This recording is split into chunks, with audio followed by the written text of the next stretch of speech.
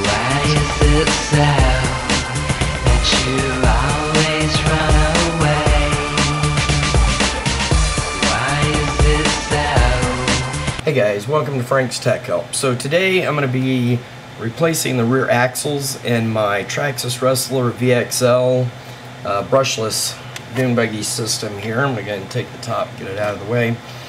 Now, as a result of initially when I did my review, purchased this package, I was running the 3S battery in it, and within about the first 10 minutes kind of hit a curb and, you know, ran into a block, flipped it, whatever, and the back axle disconnected, the CVD. It was pretty twisted, but I was able to repair it. Let me see if I can get in close here. However, even now that I'm running the 2S battery, I was out driving it the other day and over the weekend, and managed to, well, I flipped it a couple of times, you know, just kind of thrashing around with it, hit the curb, flipped it a couple of times, and went up to do a spin out, and all of a sudden it wouldn't move, it wouldn't go anywhere. So let me zoom in here real quick, give you guys a little visual on what's going on here. So as you can see right there, it's completely disconnected. The first time, the plastic with the 3S battery, the plastic had literally just folded back out of the way. Let me see if I can get that at the better angle. There you go. So you can actually see the hole on the top side right there. And what had happened is the plastic arm piece had kind of twisted out of the way the first time. So I was able to use some needle nose pliers, flatten it out. I got the CVD, got the pins back in, and got it reconnected. And I've run it probably on the 2S battery probably 10 or 15 times now, and it's held up pretty well. Although the other day, as a result of thrashing or bashing, what have you, it ended up ripping it completely. So I can get my finger in there to show you the damage on that. It's ripped out right there. So I'll just kind of spin that around so you can see that. So preemptively, I knew I was going to be replacing those even after the first day with some aluminum or metal. You know, some people use the hardened steel. I decided to go with kind of the flashy little aluminum shocks here. These are from GMP Racing Products, and these are the Traxxas / Rustler / 4x4 steel aluminum rear CVDs, and they are the 82 to 88. I'll zoom in and give you a little peek there. So it comes with the 2 rear axles, the lock pins for the axles, a couple of rubber washers, and a couple of lock nuts or locking bolts for the nuts themselves. So without further ado, I'm going to go ahead. It shouldn't be too difficult of a proposition to take care of. So I'm going to go ahead and jump in, and let's knock this out. Alright, so you will have to twist this for quite a ways in order to get it out of the little spot there, because it is in there pretty darn well. So let's see if it's ready to come out there. Use some tweezers here to try to pull that out. Yep, there we go. So there's the screw that holds into the back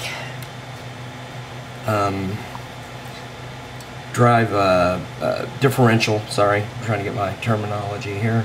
So that just slides directly off like that, and now you can see that the rear shaft pin of the drive axle or the rear differential is exposed. And so now for the next part of this, you're going to want to come out to the tire side of this and remove the bolt. Let me get this stuff pushed out of the way. You're just going to come in and remove the bolt on the outside of the tire here. So I'm going to go ahead and take care of that real quick. Alright, so if we're removing the tire, I'm just going to use my little 4-way lug wrench here that was provided in the package by Traxxas. Go in and unscrew this nut here real quick. And then carefully you just come in here, remove the tire, and then you see the back of the hex design right there. Set your tire aside, and then from there you're going to want to come into the back side of this and remove this axle is a 2-part it's in two pieces actually, and that's kind of how the shocks work on it, so you can go ahead and just remove that part.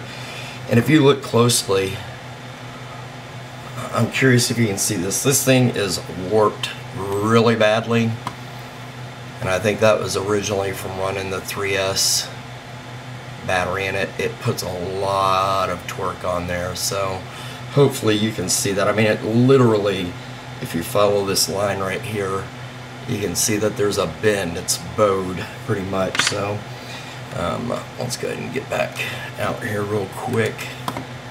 So I'm going to come into the back side of this. You want to remove your front lug nut here, and you might need a little spudger tool or something as far as kind of working this out, because it is kind of locked in there with the little pin. So just roll it around there, work it out as you go.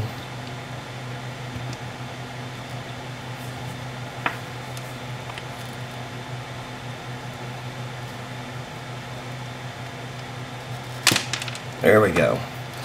Alright, so there the inside pin comes out of place. Go ahead and set that aside, or the hex nut, I'm sorry. And so there is a axle pin in here as well. You see it right there. I'm going to use the tweezers to pop that out. Get that out of the way, set that aside.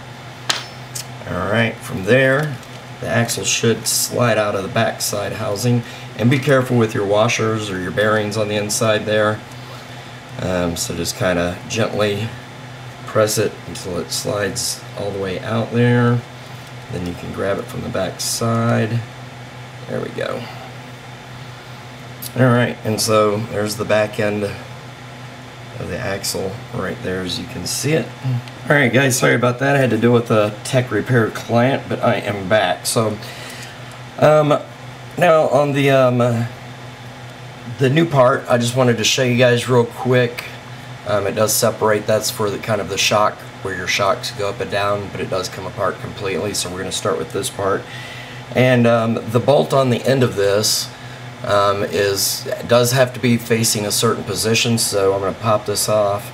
I don't know if you can see the flat edge of this center bar right here, but it is flat on that one. Actually on both sides there, and the bolt itself does have a tiny little lip, if I can get that in the picture properly. It's completely flat on one side, it has a tiny little lip on the other side, and that's so that it can rest against the bearing on the inside, so this bolt doesn't rub the outside of the bearing housing. But when you put this bolt on, if you spin it around, you will see that it locks into a certain position when you slide it in. So with that being said, we're going to go ahead and slide the new axle in place here. Just be careful not to knock out your bearing there, and then make sure you put the bolt on in the right position on the outside there, like that. So get that in place, and then for the back half of this shock assembly, this side there, there's a larger hole on one side and there's a smaller hole on the other side, and that is in conjunction with the screw that goes back into place there, if you can see that. So on the drive shaft, or the rear differential itself, it doesn't make as big of a difference, but mainly you just want to line this up like this. Get back in here, let me zoom in for you just a little bit, get this in place here. You're going to come in here very carefully. This is kind of a tricky position here, but you're going to come in and twist that around until it locks back into place there, back into the drive shaft, like that right there. And once again, as I mentioned, if you spin your axle around, you'll see that there's a large side and a small side to that bolt, so you want the large side up facing you. And I'm going to go ahead and put the bolt into the rear differential here. Alright, so to put this bolt back in, I'm going to be using a number 2 Allen wrench tip there. Just main thing is if you've got your own toolkit, just to make sure that it fits in there properly, as far as that goes. Or you can use the tools provided with your Traxxas. So primarily, just put the bolt on the end there, and you just want to slide this down gently into place there. And don't put any force on it when you go to twist the bolt in. just kind of loosely let it start working its own way in, and that way you make sure you don't strip the bolt out. Once you get it down there though, you do want to give it a good tight twist, and then pop your screwdriver out, and there we have the new joint hooked into place. You can see it spinning around there. I spin the opposite tire. Alright, so from there, let me zoom back out, because I'm going to go ahead and put the hex bolt in to the outside edge here. Spin this tire around until I have that bolt facing upwards right there. Alright, so for the tiny bolt that goes into the nut on the outside, it looks like it's going to be a 1.5 tip Allen wrench, so you just want to, I'm going to turn it to the side here so you can see. Once again, don't force it in, just kind of start twisting it gently and let it thread itself in there. And you do want to make sure that your axle's kind of pulled taut and that the nut's back in place there. And then you want to lock that down, give it a good lock down there, and then kind of spin it around, make sure everything spins freely. And so there you have it on that side. Now, believe it or not, this is actually the easy side of this whole job, because on the opposite side, I'm going to have to take off the rear differential cover in order to get the bolt to the other side. But from this point, you can go ahead and put your tire back on, like that. And then we'll put the nut back on here. So as you can see, it's about time for some new tires, which I actually do. I'll be doing a video here soon on mounting some Anaconda tires on there, so we'll get to that soon enough though. I think I'm going to do a burnout video on these tires before I change them out. I think that'll be kind of fun. Anyway, so you want to twist your nut. Don't twist your nuts, but twist your nut back onto there where it's nice and tight. You may want to hold the back of the axle with your finger as well, just to make sure you're getting the proper downforce and that it's not spinning behind you there. There, nice and locked into place. And so there you see we have free range of motion. You can see the axle's in place there. Alright, so now it's time to do the other side. This is going to be fun. It's funny because this is not the side that was actually broken, but if you're going to do this, you might as well do both sides. Don't skimp on this. You'll regret it in the end, most certainly. So I'm going to take my old parts and kind of set them aside there. So for, let me zoom back out here for the, well, I am zoomed out, sorry. Alright, so for the back end of this housing here, for the rear differential cover, looks like we're going to go back to a Allen wrench, a number 2. And I'm going to go ahead and remove the 2 screws out of the top cover here. There's another one down below here that needs to come off. Actually, I'm going to have to take the tire off for this part. So let me go ahead and do that real quick. So I'm going to get this second bolt out of here on this rear differential housing. Unscrew that.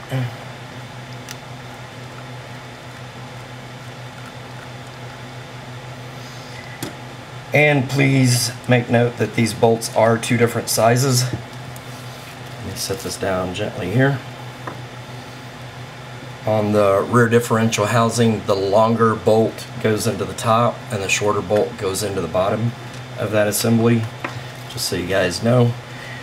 And with that being said and done, I'm going to remove the housing to the rear differential. And there's a nice look on the inside of the differential system there.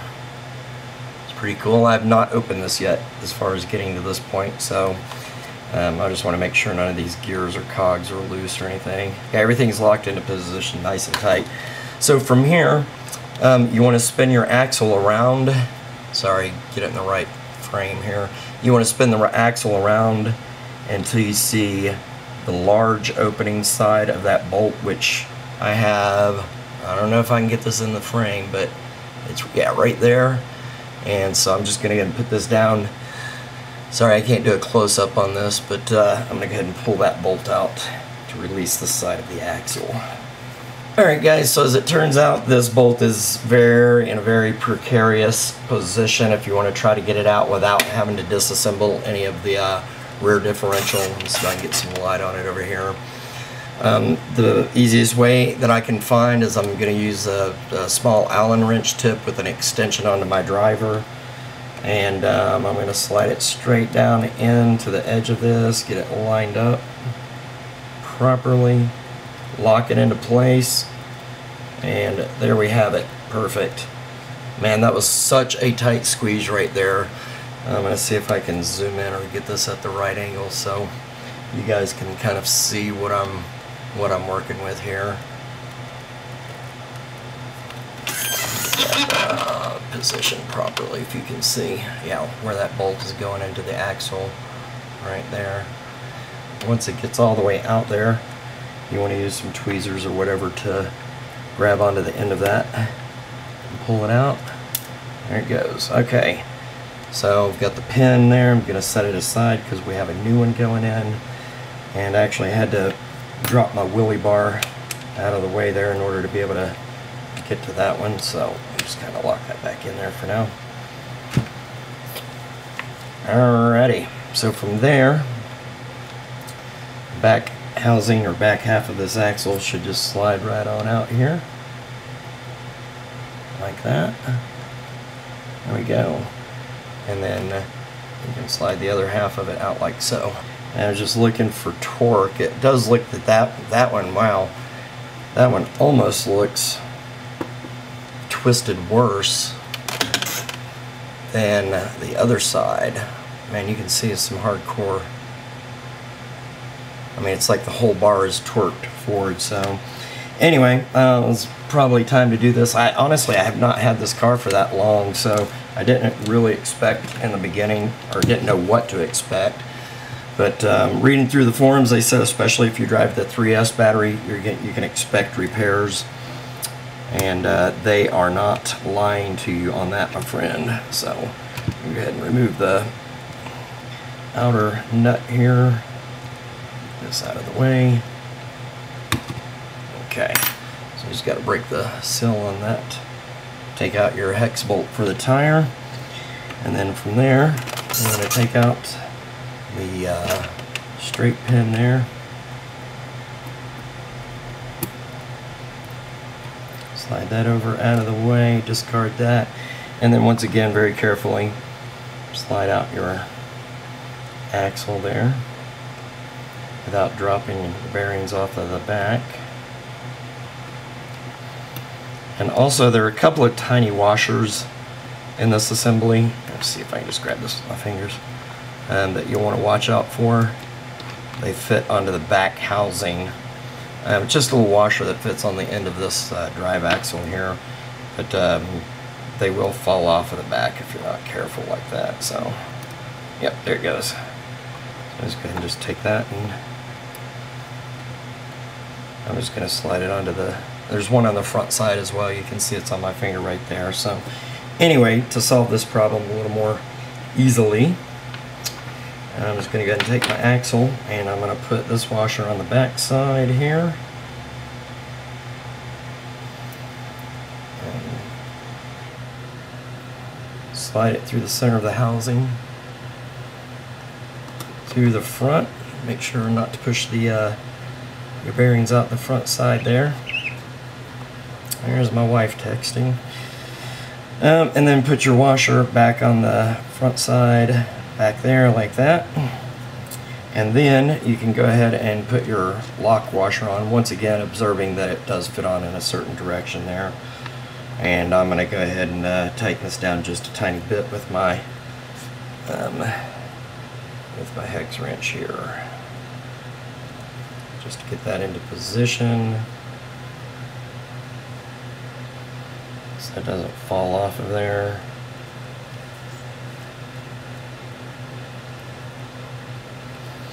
Okay, now from there, this is going to be the interesting part, because we still have to put the back end on here and get this screwed into place properly. So you want to go ahead and put the axle in like that, and then get it lined up to the rear differential where you're going to connect it there. Get it seated into place, which I've done right there, as you can see right in there. Without removing any of the differential gears or anything, this is a very tricky proposition. Okay, so just using tweezers, if you can see right there, I did manage to get the screw to kind of slide into place right there. So it's slid in there just enough for me to come back in with my screwdriver. And let me prop this back up here again.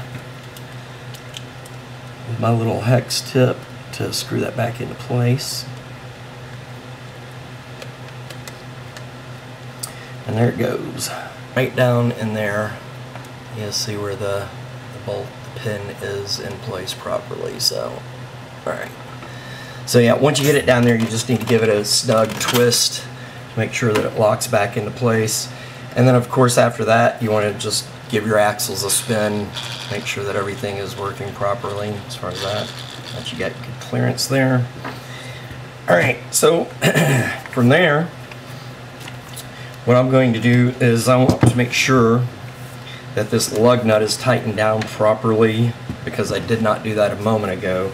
So I'm going to take my extension off here, and I'm going to go back to my 1.5, and then I'm going to spin this around till I find that nut. There it is right there. And I'm actually going to loosen it, and then I'm going to pull the axle in taut right there. Yep, I felt it click to make it seat just a little bit better.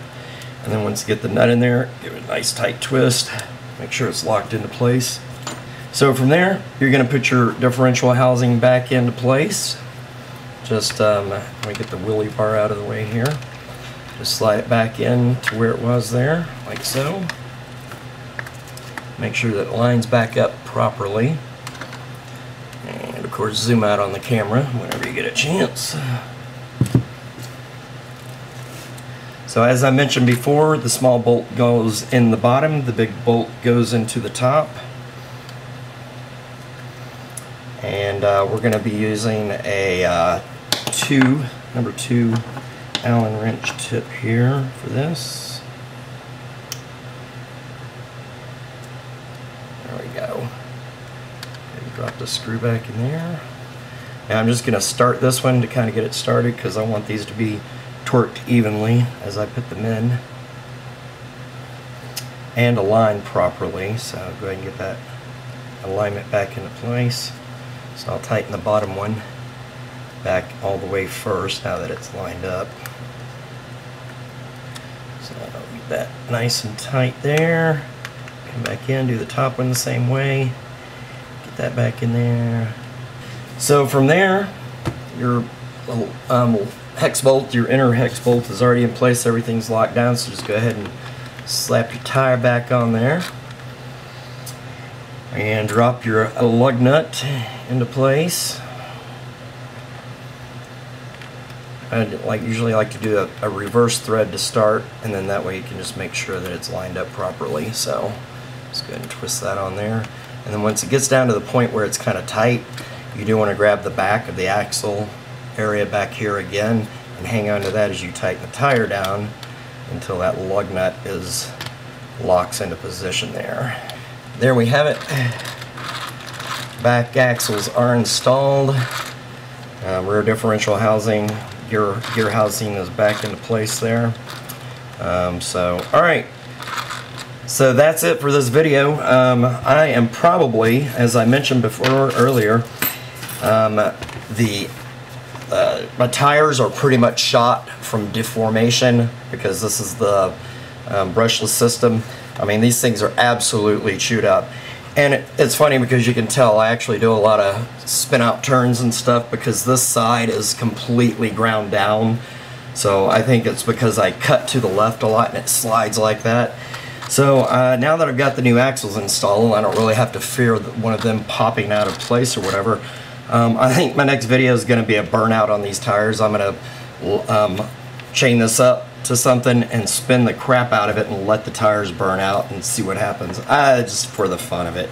Because soon enough I'll be doing a video and putting the new ones on the Anaconda tires. So Alright, well, anyway, that's it for today's video. Looks like my battery's charged up, so I'm going to take this outside for a little test spin and see how this is going to work out.